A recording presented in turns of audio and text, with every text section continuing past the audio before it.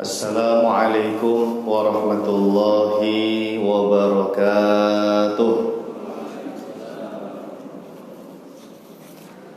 Bismillahirrahmanirrahim. Alhamdulillahil qadimil awwal bila bidayah, al-akhiril baqi bila nihayah, al-munazzahi 'anil jihati waz zamani wal makani wal jismiyah. Allahumma salli wa sallim wa barik ala sayyidina Muhammad wa ala alihi wa ashabihi wa man ihtada bihadihi ila yaumil qiyamah. Amma ba'd. Subhanaka la ilma lana illa ma 'allamtana innaka antal alimul hakim. Allahumma anfa'na bima 'allamtana wa 'allimna ma yanfa'una wa zidna 'ilman nafi'a bi rahmatika ya arhamar rahimin. Amin. Baik hadirin jamaah, bapak-bapak dan ibu-ibu yang dirahmati Allah Subhanahu wa taala, alhamdulillah puji syukur kehadirat Allah Subhanahu wa taala. Hari ini Sabtu pekan kedua, kita bisa bertemu kembali melanjutkan pembahasan pembelajaran kitab Al-Jawahiru Al-Kalamiyah. Mudah-mudahan Allah Subhanahu wa taala memberikan kemudahan, keberkahan kepada kita semua.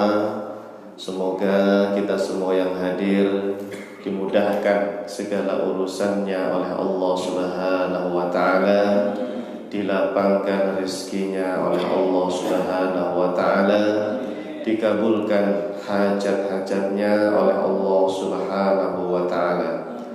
Dan semoga Allah Subhanahu wa taala senantiasa menambahkan kepada kita semua ilmu yang bermanfaat, ilmu yang barokah di dunia wal akhirah. Amin ya rabbal alamin. Baik hadirin jamaah, Bapak Ibu yang dimuliakan Allah Subhanahu wa taala, bagaimana kabarnya? Sehat ya? Alhamdulillah. Mohon maaf nih, saya suaranya agak serak-serak ya. Alhamdulillah. Untuk hari ini jamaah kajian ilmu tauhid ya, masih membahas kitab Al-Jawahiru Al-Kalamiyah karya Syekh Thahir bin Shalih Al-Jazairi. Kita belajar kitab ini dengan niat penguatan akidah Ahlus Sunnah wal Jamaah, dan juga belajar ilmu tauhid itu hukumnya wajib ain. Hukumnya wajib ain, semuanya harus belajar. Bahkan tema tentang mengenal Allah Subhanahu wa taala itu adalah tema yang paling utama, paling mulia. Kita ini masih mengenal Allah Subhanahu wa taala melalui sifat 20. Alhamdulillah, Allah berikan kemudahan jamaah Masjid Baitur Rahim Medlen Tambun untuk bisa mengenal Allah dengan pengenalan yang benar sesuai pemahaman para ulama Ahlus Sunnah wal Jamaah. Alhamdulillah. Baik, sebelum kita baca kitab ini, mari kita hadiahkan dulu surah Al-Fatihah untuk seluruh para ulama kita, khususnya juga pengarang kitab ini. Ila hadratin Nabil Mustafa Muhammadin sallallahu alaihi wasallam wa alihi wa ashabihi wa azwajihi wa dzurriyyatihi, thumma ila jami'i ulama'il madhahibil arba'ah, wa khususan ila ruhi al-imam Abil Hasan al-Ash'ari wal imam Abi Mansur al-Maturidi wal imam Ahmad bin Hanbal wa Syekh Thahir bin Shalih Al-Jazairi, ghafarallahu dhunubahum wa satara aibahum, sayyidun lillahi lahumul Fatihah. A'udzu billahi minasy syaithanir rajim. Bismillahirrahmanirrahim. Alhamdulillahi rabbil alamin, arrahmanir rahim, maliki yaumiddin. Iyyaka na'budu wa iyyaka nasta'in. ihdinas siratal mustaqim siratal ladzina an'amta 'alaihim ghairil maghdubi 'alaihim waladdallin. Amin. Ya, terima kasih. Baik hadirin jamaah Bapak Ibu yang dimuliakan Allah Subhanahu wa taala, saya minta seperti biasa sebelum kajian kita membaca sifat 20 ya. Biar semangat, biar enggak ngantuk ya. Karena enggak ada kopinya kan ya. Jadi harus semangat nih ngajinya jamaah ya. Silakan dipandu mungkin Ustaz. Kita baca sifat wujud sampai mutakaliman seperti biasa. Harus ada yang mimpin. Suara saya agak serak. Ya, bersama-sama ya. Bismillahirrahmanirrahim. Wujud qidam baqa mukhalafatuhu lil hawaditsi qiyamuhu bi nafsihi wahdaniyah qudrah iradah ilmun hayat sama' basar kalam qadiran muridan aliman hayyan sami'an basiran mutakalliman. Lagi wujud mukhalafatuhu lil hawadisi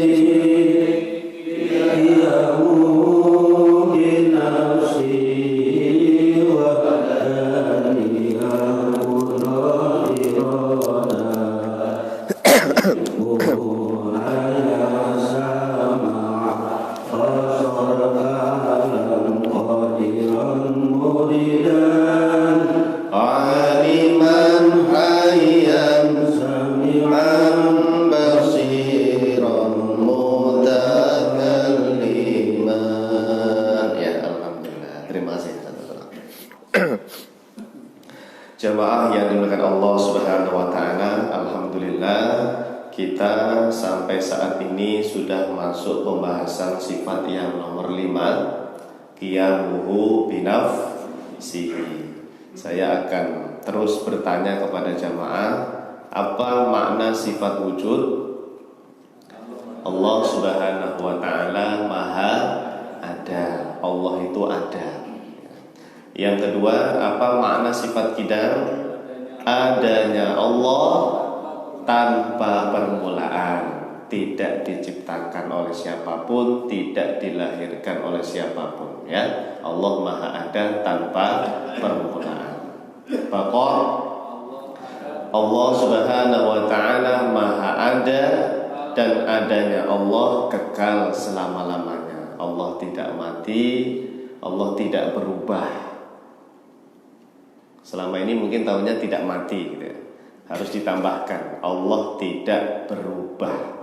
Karena yang bisa berubah itu makhluk. Dari kecil jadi gede, dari muda jadi tua. Nah, itu makhluk Pak, manusia. Allah tidak berlaku berubah. Ya. Maha suci Allah dari sifat berubah. Nah, itu bakok. Kemudian nomor 4, mukhalafatu lil hawadithi. Allah Subhanahu wa taala tidak serupa, tidak mirip, tidak sama dengan segala sesuatu yang ada. Adanya Allah tidak bisa dibayangkan, tidak bisa dikhayalkan, dan tidak bisa digambarkan di pikiran kita. Nah, nomor 5 terakhir kemarin sudah kita bahas ya Bapak Ibu ya. Apa makna qiyamuhu binafsihi? Ada 2 makna besar. Makna yang pertama apa? Allah Subhanahu wa taala tidak membutuhkan segala sesuatu. Itu makna pertama. Ya, secara umum Allah Subhanahu wa taala tidak butuh dengan apapun, dengan segala sesuatu, tidak membutuhkan segala sesuatu. Sudah dicatat ya, Masya Allah. Alhamdulillah, terima kasih nih yang mencatat ya. Mudah-mudahan catatannya jadi amal jariah ya. Amin ya. Nanti kalau disimpan, dibaca anak cucunya ya. Bahkan kalaupun tidak dibaca jemaah, itu tulisan insya Allah mendoakan orang yang menulisnya ya. Masya Allah ya, alhamdulillah. Makna yang kedua, nah, alhamdulillah, Allah maha ada tanpa tempat. Allah subhanahu wa ta'ala itu maha ada tanpa tempat. Allah bukan di bumi. Di mana Allah? Bukan di bumi. Allah bukan di langit ya. Di mana Allah? Bukan di langit, bukan. Allah bukan di aras, bukan di atas aras ya. Allah bukan di atas aras. Allah bukan di mana-mana, bukan. Kita katakan sebagaimana yang diajarkan para ulama, Allah subhanahu wa ta'ala maha ada tanpa tempat, titik. Sudah cukup diyakini saja. Jangan buat-buat pikiran sendiri. Nah, namanya iman itu ya begitu ya Ustaz ya. Cukup diimani, diyakini. Jangan dipikirin jeru-jeru ya. Kalau kata orang Jawa, ojo dipikir jeru-jeru ya. Yang penting pemahaman kita sesuai pemahaman para ulama salaf, para sahabat, dan juga pemahamannya Rasulullah Sallallahu Alaihi Wasallam. Baik, untuk hari ini jamaah kita membahas dalil ya. Khusus pembahasan dalil nanti hari ini. Jadi untuk keterangannya, penjelasannya kan sudah minggu lalu ya. Sudah kita rekam, mungkin sudah diupload atau belum sama Pak Iko Mas Arif ya. Sudah mungkin ya. Nah, silahkan bagi yang ingin menyimak lagi kajian-kajian kita itu Pak, itu diulang-ulang terus Pak pelajarannya ya. Saya berharap jamaah itu juga rajin menonton YouTube-nya Mas Arif ya, atau Facebook-nya Pak Eko ya. Ya. Nah, kajian-kajian kita diupload di YouTube ada, di Facebook ada ya.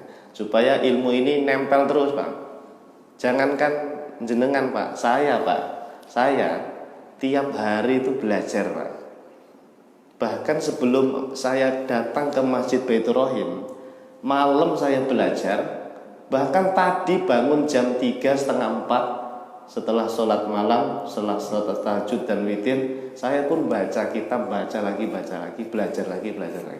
Terus saya belajar Pak. Jenengan belajar, saya juga belajar.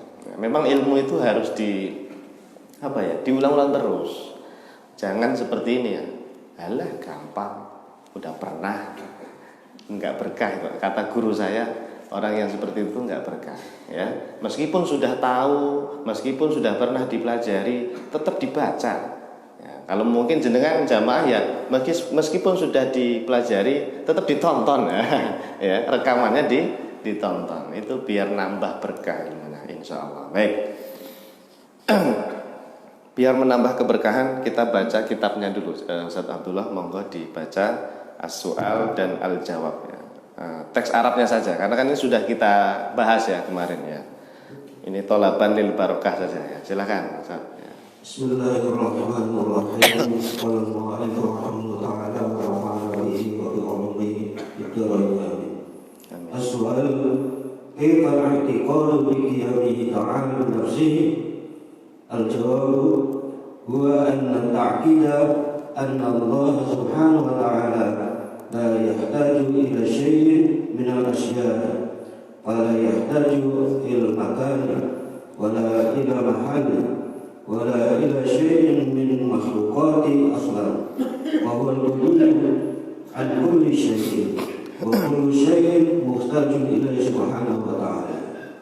Alhamdulillah. Baik, terima kasih Ustaz Abdullah. Jazakallah khairan. Baik jamaah Bapak Ibu yang dimuliakan Allah Subhanahu wa taala, hari ini kita akan tampilkan dalil dari Al-Qur'an dan hadis terkait pemahaman akidah ulama salaf Ahlus Sunnah wal Jamaah bahwa Allah Subhanahu wa taala Maha ada tanpa tempat. Ini makna dari sifat qiyamuhu binafsihi. Ya, Bu, nanti kalau ditanya temennya atau ditanya anaknya, apa arti qiyamuhu binafsihi? Jangan dibilang berdiri sendiri lagi ya. Ya, karena terjemahan selama ini sering disampaikan berdiri sendiri, yaitu makna kiasan sebetulnya ya. Cuma yang lebih aman langsung saja katakan ada dua tadi maknanya. Satu, Allah tidak membutuhkan segala sesuatu, atau Allah maha ada tanpa tempat. Gitu ya Bu ya. Ya, di mana Allah Bu? Allah maha ada tanpa tempat. Ya, jangan jawab di hatiku ya, atau di mana-mana, jangan ya. Ini kan kajian tauhid. Ini kan pelajaran tauhid seperti itu. Ya, orang yang ngaji sama yang tidak ngaji beda jawabannya, beda. Karena ini pelajaran tauhid, ya yang diajarkan ulama tauhid ya begitu. Kalau ditanya di mana Allah, ya kita diajarkan Allah ada tanpa tempat. Sudah, kita ikuti anjuran dari para ulama kita. Baik. Nah, kita kan butuh penguatan. Istilahnya kalau orang zaman sekarang, mana dalilnya, gitu kan ya? Mana dalilnya? Dikit-dikit nanya dalil sekarang nih ya. Ya enggak apa-apa ya. Sebetulnya apa yang disampaikan para ulama itu ya semuanya ada dalilnya. Baik itu pelajaran tauhid maupun pelajaran fikih ya kan? Ya. Cuma ulama itu memang jarang menyampaikan dalil karena kita orang awam ini ya yang penting butuh yang praktis gitu loh, kesimpulan kan ya, kesimpulan. Tapi kalau mau ada yang bertanya apa dalilnya, boleh kita jawab lah ya, karena memang ada dalilnya kok ya, sudah disampaikan para ulama di kitab-kitab tauhid atau kitab akidah. Bapak Ibu dicatat ada 5 dalil. Nanti 3 dari Al-Quran, yang 2 dari hadis atau as-sunnah ya. Al-Quran dan as-sunnah. As-sunnah itu apa? Hadis ya.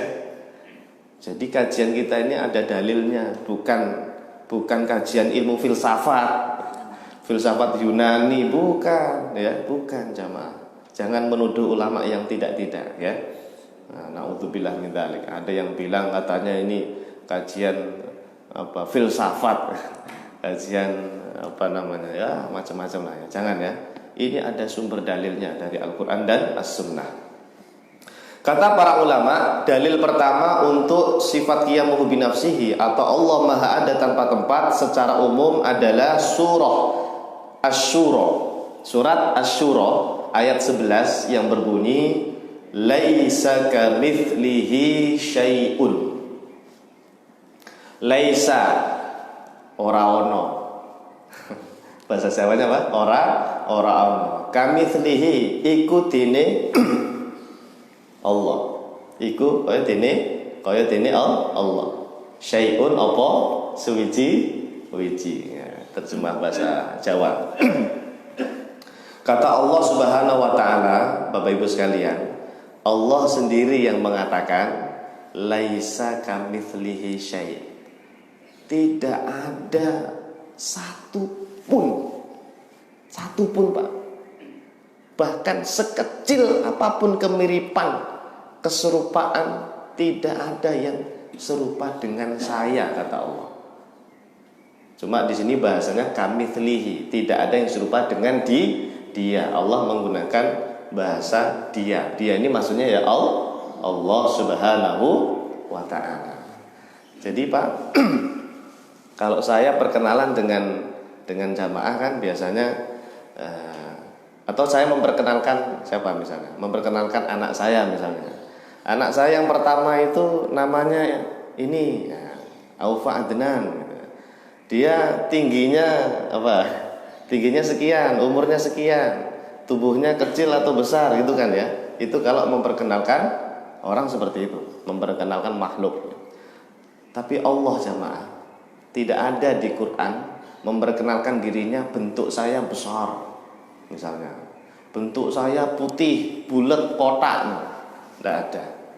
Allah tidak ada di dalam Al-Quran menerangkan tentang bentuk, ukuran atau macam-macam. Tidak ada.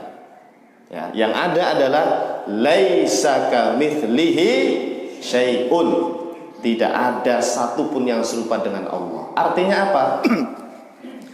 Berarti Allah itu tidak sama dengan kita, tidak sama dengan hewan, tidak sama dengan apapun, Pak, apapun. Kita ini makhluk bukan? Makhluk. Kita butuh tempat gak? Butuh. Kita berada di suatu tempat, Pak. Ada yang berada di bumi, ada yang di langit. Siapa yang di langit? Para malaikat. Tuh. Ingat ya, langit itu tempat tinggalnya malaikat, bukan tempat tinggal Allah. Awas ini, hati-hati ya. Nah, ciri makhluk hidup itu pasti bertempat. Manusia bertempat di bumi, kemudian tadi malaikat bertempat di langit. Pokoknya semuanya bertempat, punya tempat, Pak. Nah, Allah itu beda dengan makhluk. Tidak ada yang serupa dengan Allah. Berarti dibalik saja. Kalau makhluk butuh tempat, maka Allah Subhanahu wa ta'ala tidak butuh tempat. Allah Maha ada tanpa tempat. Ini dalil sifat qiyamuhu binafsihi. Bahkan ini juga menjadi dalil sifat mukhalafatuhu lil hawadisi. Iya, sama, dalilnya itu sama. Untuk menegaskan mutlak, secara mutlak, dari segi apapun, pokoknya Allah tidak sama dengan makhluk apapun. Allah itu tidak bisa dibayangkan sama sekali. Ya, tidak ada kemiripan sama sekali dengan makhluk apapun. Entah manusia, malaikat, bumi, langit, aras, semuanya, Pak. Mutlak Allah itu betul-betul berbeda. Makanya Allah itu tidak bisa dibayangkan. Karena kalau Anda bisa bayangkan, yaitu bukan Allah. Kan Allah sudah menguncinya. Laisa kamitslihi syai'. Kalau Anda bisa membayangkan, ini bayangan dari mana nih yang Anda bayangkan itu? Itu Anda buat-buat sendiri kan di kepala. Lah, terus ayat ini buat apa? Laisa kamitslihi syai'. Batal dong ayat ini nanti. Nah, makanya kata para ulama, ini asrahu dalilin. Ini dalil yang paling sharih, yang paling jelas tentang tanzih, mensucikan Allah Subhanahu wa ta'ala dari menyerupai muhdatsat atau hawadits atau seluruh makhluk. Ya, Allah tidak serupa dengan seluruh makhluk apapun itu. Nah, jelas sampai sini ya. Laisa kamitslihi syai'un. Ini Quran bukan ini? Al-Quran dalilnya. Bukan filsafat Yunani ya. Bukan filsafat Yunani, ya Allah. Baik. Sekarang yang kedua. Siapa yang hafal surat Al-Ikhlas?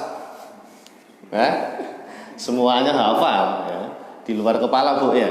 Ya, coba dibaca, Pak, Bu. Kita baca surat Al-Ikhlas dari ayat pertama sampai akhir. Bismillahirrahmanirrahim. Qul huwallahu ahad. Allahus samad. Lam yalid wa lam yulad wa lam yakul lahu kufuwan ahad. Ini kita baca kalau misalnya pas ngumpul-ngumpul tahlilan atau acara apalah gitu ya, pasti kita baca surat Al-Ikhlas. Atau kalau habis sholat mungkin ada yang baca setiap ba'da subuh sama ba'da maghrib, biasanya dibaca juga ya, ba'da subuh atau ba'da asar, maaf ya, sebagai zikir pagi dan petang. Ini Pak, Bu, banyak yang hafal surat Al-Ikhlas tapi tidak banyak yang paham isinya. Astagfirullahaladzim. Kalau kita tidak belajar tafsir, kalau kita tidak belajar penjelasan dari para ulama, kita nggak ngerti apa sih qul huwallahu ahad, apa sih Allahus somad itu, apa sih lam yalid wa lam yulad wa lam yakul lahu kufuwan ahad. Itu nggak tahu kita. Yang penting ya baca aja itu ya. Yang penting apa? Baca saja. Ya itu sudah bagus, berpahala. Baca Quran itu meskipun nggak paham, tuh enaknya jadi umatnya Rasulullah SAW. Baca Quran meskipun tidak paham maknanya tetap berpahala. Apalagi Anda paham. Wah, ini Pak, rahasia ayat kedua, yaitu Allahus somad. Allahus somad. Shotnya ditasdid ya. Kalau anak-anak TPA kadang-kadang kelirunya Allahu somad. Gitu. Allahu somad ya. Harus ditekan ya shotnya ya. Allahus somad. somad. Ya, ada qalqalahnya juga ya. Apa maknanya? Allah adalah as-somad. As-somad ini kalau terjemahan di ya terjemahan yang pada umumnya adalah Tuhan yang segala sesuatu bergantung kepadanya. Segala sesuatu butuh kepada Allah. Berarti dibalik, kalau Allah butuh enggak kepada makhluk?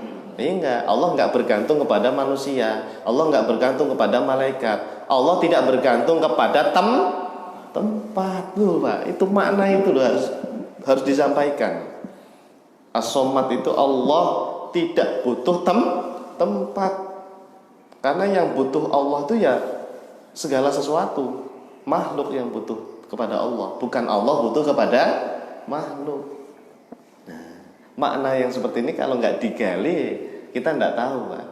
Ya, mungkin tahunya ya tadi terjemahan Allah adalah yang Tuhan yang segala sesuatu bergantung kepadanya, atau Tuhan yang bergantung kepadanya segala sesuatu. Kan selama itu begitu kan ya tahunya ya. Ternyata Pak, makna yang lebih dalam, Allah itu nggak butuh tempat. Karena Allah nggak bergantung kepada sesuatu apapun. Tempat itu sesuatu ciptaan Allah. Ya, ruang ini Pak, ruang tempat ya. Arah itu ciptaan Allah. Allah nggak butuh. Karena Allah itu as-somad.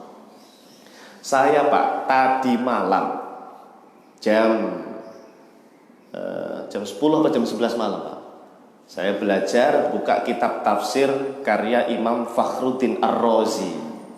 Beliau yang mengarang kitab tafsir Mafatihul Ghaib, atau disebut juga kitab tafsir At-Al-Kabir. At-Tafsir Al-Kabir, tulis At-Tafsir Al-Kabir, atau dikenal dengan Mafatihul Ghaib. Imam Ar-Razi, dikenalnya Imam Ar-Razi. Saya buka Pak tafsir surat Al-Ikhlas Pak. Surat Al-Ikhlas itu saya buka tafsirnya. Itu berjilid-jilid itu Pak. Pas saya baca Pak, Imam Fakhruddin Ar-Razi ketika menafsirkan Al-Ikhlas, surat Al-Ikhlas ayat yang nomor 2 ini Pak, beliau mengatakan qala Al-Imam Al-Hasan Al-Basri, ya, telah berkata Imam Hasan Al-Basri. Beliau ini min kibarit tabi'in, ulama salaf Pak. Sebelum 4 mazhab beliau itu, Imam Hasan Al-Basri ulama salaf, tabi'in. Tabi'in itu ya ketemu dengan sahabat. Kata Imam Al-Hasan Al-Basri rahimahullah ta'ala, yang dimaksud dengan as-somad, Allah maha ada tanpa tempat. Saya baca di situ ada ya, wala makan dan seterusnya, panjang lafadznya Pak, keterangannya panjang. Nanti kapan-kapan kita tampilkan dah ya, kita butuh bukti kan, kita butuh bukti ibarahnya ya.